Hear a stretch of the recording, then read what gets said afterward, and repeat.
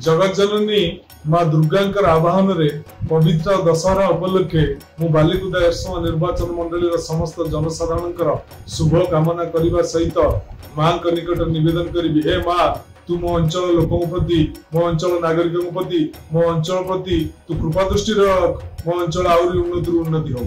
तो माने जो डीजे निहाती भाव में जो साउंड रे बाजुची तेणु ता निश्चित भाव में स्वास्थ्य प्रति क्षतिकारक होची। या द्वारा वृद्धा छोट पिला एवं जो माने शारीरिक अक्षम व्यक्ति माने प्रभावित होउचंती।